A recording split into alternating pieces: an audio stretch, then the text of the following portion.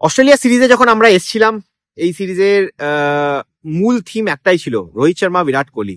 তাদের কি এটা শেষ অ্যাসাইনমেন্ট, শেষ ইন্টারন্যাশনাল অ্যাসাইনমেন্ট? সিডনি কি তাদের শেষ ম্যাচ?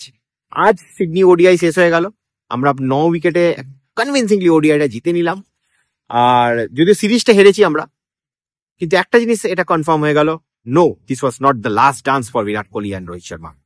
এরপরেও বিরাট কোহলি এবং রোহিত শর্মাকে ভারতীয় জার্সিতে আপনারা কিন্তু খেলতে দেখবেন। এরপরে যে নিউজিল্যান্ড, সাউথ আফ্রিকার সাথে 3টে ম্যাচের ওডিআই সিরিজ হবে, সেখানে রাঁচিতে আপনারা বিরাট রোহিতকে খেলতে দেখবেন। এরপরে নিউজিল্যান্ডের কাছে 3টে ম্যাচের ওডিআই সিরিজ হবে, সেখানে আপনারা খেলতে দেখবেন।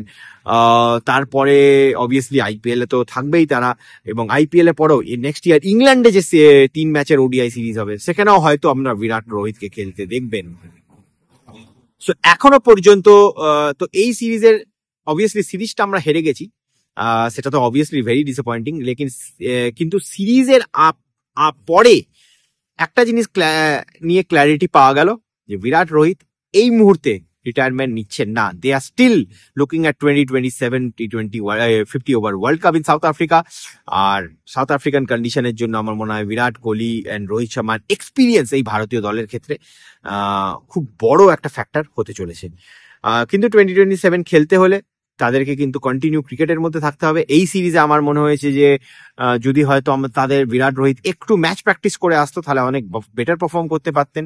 তো ভবিষ্যতে যাতে এই ভুলটা না হয়, সেক্ষেত্রে তাদেরকে কিন্তু সেইভাবে প্ল্যান করতে হবে, এবং সেইভাবে সেই সবকিছু মাথায় রেখে যে কখন কোন সিরিজ আছে, শিডিউল কি আছে, কখন আইপিএল আছে, ইভেন ডোমেস্টিক ক্রিকেটও খেলা উচিত, বিজয় হাজারে তাদের খেলা উচিত। আমার মনে হয় ইংল্যান্ডে 50 ওভার ফরম্যাটে আমরা দেখি যে ওভারসিজ প্লেয়ারদের অ্যালাউ করা হয় খেলতে, সেখানে তাদের খেলা উচিত।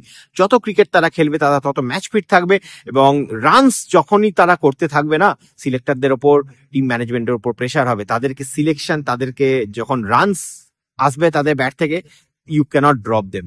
এই মানে আজকেই আমি বলছি, এই সিরিজেই যদি বিরাট রোহিতের রান না আসতো, তাহলে হয়তো এমনও হতো যে মানে তাদেরকে হয়তো এই ফরম্যাট থেকে সরিয়ে নেওয়া বা তাদেরকে রিটায়ারমেন্ট, যেটা আমরা টেস্ট ক্রিকেটে তাদের সাথে হলো বেসিক্যালি, সেই জিনিসটা দেখতে পেতাম। কিন্তু যখন রান এসে যাবে, you have to select them. Yuvraj Singh এর আমার একটা ওই অ্যাডটা মাথায় এসে যাচ্ছে, জব তক বল্লা চল রা হ্যায় ঠাট হ্যায়। এই কথাটা কিন্তু আজকের পারফরমেন্সের পর আমার মনে হয় বিরাট রোহিতের ক্ষেত্রেও প্রযোজ্য হবে।